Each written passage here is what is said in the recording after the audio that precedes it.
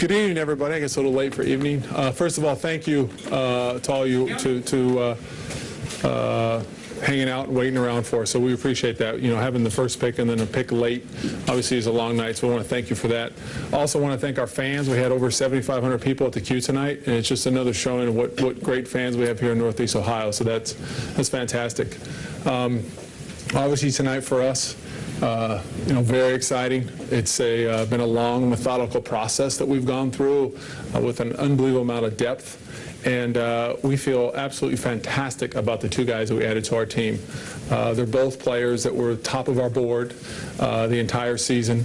They're both two young players that have the character, the integrity, the makeup, and the fit that we want our young men to have on this team. It's a very exciting time for us. We're adding two fantastic kids to the organization, and I'm excited and looking forward to seeing them tomorrow. You know, it was an interesting draft. Obviously, we always target some players during the draft. We were somewhat active, moving around, trying to obtain those other players. And we got to a certain point in the draft, which you guys probably noticed and are aware of, that we traded that second-round pick.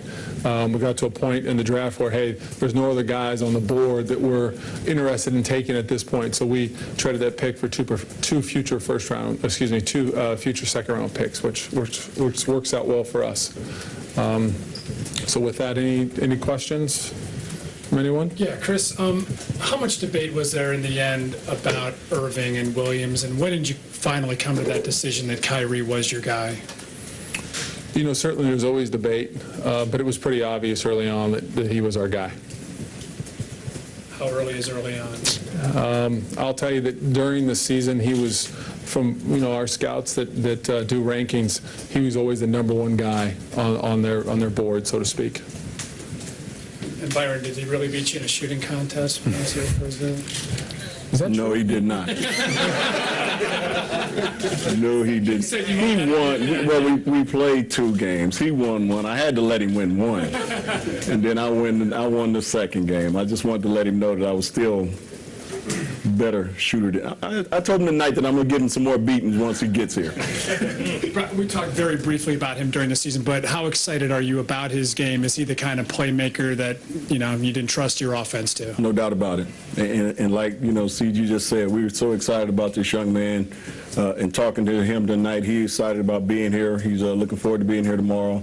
And #1 on our board all season long. And there was an opportunity for us to add a young player to our team right now that can help us in the future in the process that we're trying to build and the foundation that we're building. He is definitely the guy, so we're looking forward to having him here.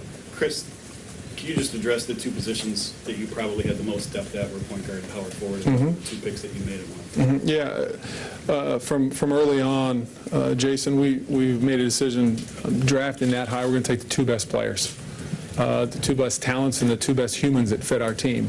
And I think all of you that get around both Kyrie and Tristan will find out that these guys are not just good people; they're fantastic people. And as you know, that means a lot to us. So as we looked at the draft, these guys were very high on our board the entire season. And the further we got into the process, they both kept moving up.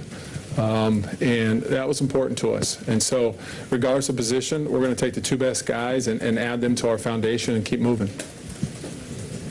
Chris, when did you decide that, Tristan was your guy there?